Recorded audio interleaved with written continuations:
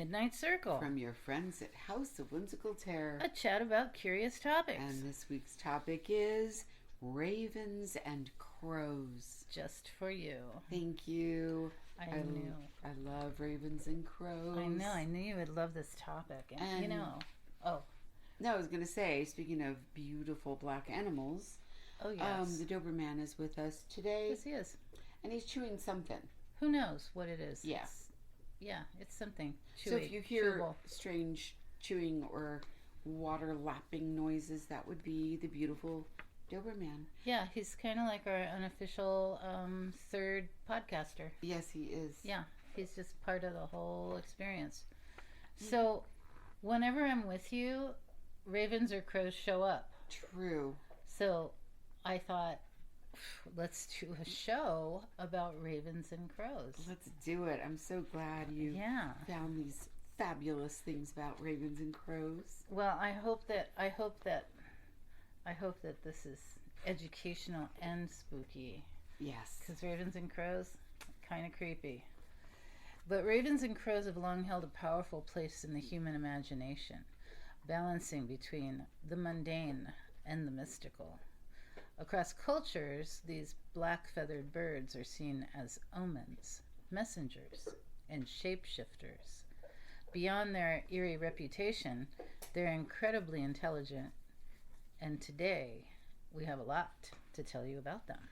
In Greek mythology, ravens are associated with Apollo, the god of prophecy and truth, reinforcing their role as messengers between gods and mortals. Beyond myth, these birds are far more complex than they seem. Ravens, for instance, demonstrate foresight, planning for the future by saving tools or trading for items they'll need later, a trait once believed unique to humans and great apes. Crows excel at communication with vocalizations that vary regionally, much like human accents. They can learn new dialects when they move, helping them fit into new communities. That's wild. I love that.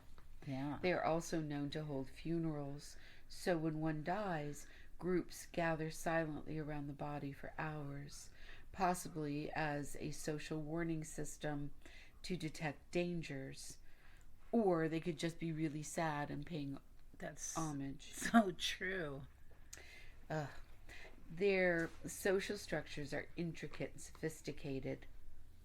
Crows tend to live in close-knit family groups, cooperating to raise young, while ravens form long-term pair bonds and fiercely defend territories. In colder months, both species gather in large, silent assemblies, not just for survival, but to exchange information and engage in mysterious rituals. What? Mysterious rituals. Mysterious rituals. Silent assemblies. Most unsettling of all, they recognize individual faces, human and bird alike. And remember acts of kindness or cruelty. Their sense of justice is deliberate and personal. In their world, memory is a weapon, and no action goes unnoticed. Wow. They're so complex, such complex and mysterious creatures, really. You know? I love them. So these birds have also been deeply embedded in mythology. In Norse legend, Odin was accompanied by two ravens, Hugin for thought and Munin, or memory, who fled across the world to bring them knowledge, and their daily flights symbolized Odin's omnipresence, but also carried a dark fear that one day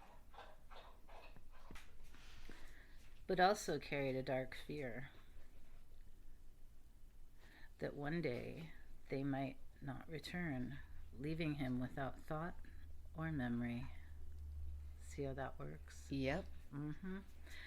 Among native tribes of the Pacific Northwest, Raven is a powerful trickster figure. cunning, transformative, and tied to creation.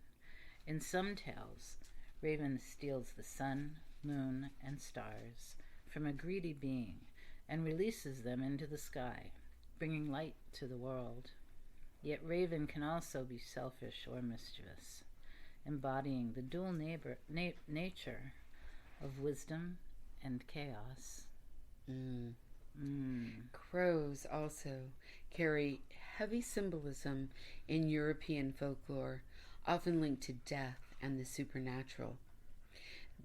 Their presence near battlefields or gallows led them to being viewed as bad omens. A single crow might signal danger, while a group, also called a murder, was seen as a harbinger of disaster. Despite these dark associations, crows are extraordinarily smart, capable of tool use, Wow. puzzle solving, and recognizing human faces, Yes. giving them an eerie awareness that blurs the line between nature and the supernatural. Mystically, ravens and crows are often seen as liminal creatures that dwell between worlds, between dawn and dusk, life and death, the visible and invisible. In Celtic lore, the raven is linked to the Morrigan, goddess of war and fate, who could appear as a crow on battlefields to signal death or a shift in destiny. This made ravens active participants in the weaving of fate, moving within the fabric of time. In occult traditions, crows and ravens are considered familiars, spiritual companions that aid witches and magicians. Their ability to cross between material and spiritual realms has made them symbols of prophecy, astral travel, and communication with the dead. They are often viewed to possess protective qualities, warding off evil spirits and negative energies. Some traditions hold that these birds can guide souls through the afterlife, helping spirits find their way to the next world.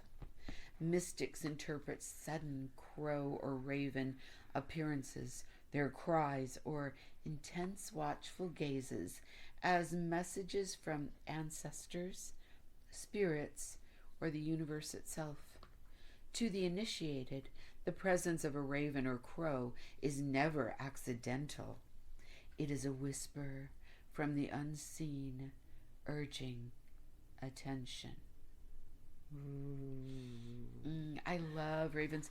I saw some, I've seen some videos of people who, like, ravens have adopted them, and crows too. Right. And they're just to hang out with them.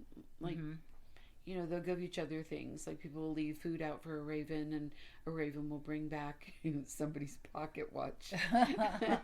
But they don't even mind, like, interacting, you know, physically, like letting people pet their little heads and things like that. Wow. So they're kind of like able to bond with someone. Yes, but they're also, I was walking my son's dog once. We were in Seattle, and a raven came up. The dog was barking at the, or maybe it was a crow, I don't remember. But he was barking at them, and I was getting him to come along. And one came up and kind of whizzed the back of my head. Oh, wow. And then came around and did it again. I was like, what the heck? They're your people, Esther. Or they were, like, punishing me for letting the dog that's possible. bark. I don't know. Who knows? And then another time, I walked out when I was living in Ireland.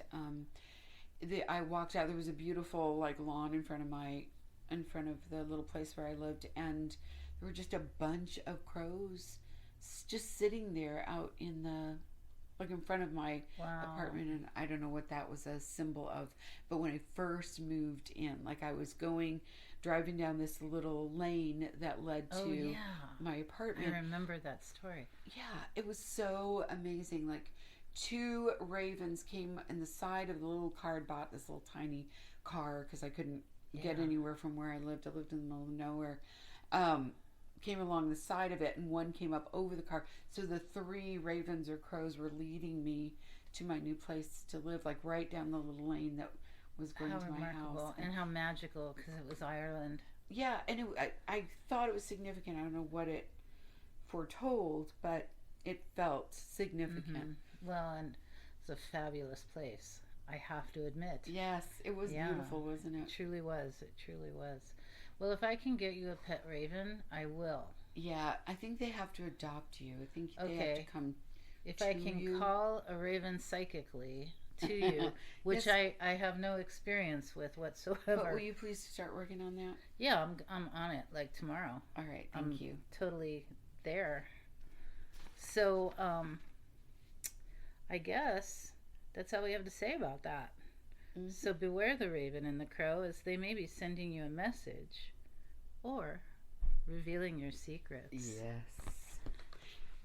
So until next time, thank you for joining us, and share us with your friends. Yes. All right. Bye, guys. Bye.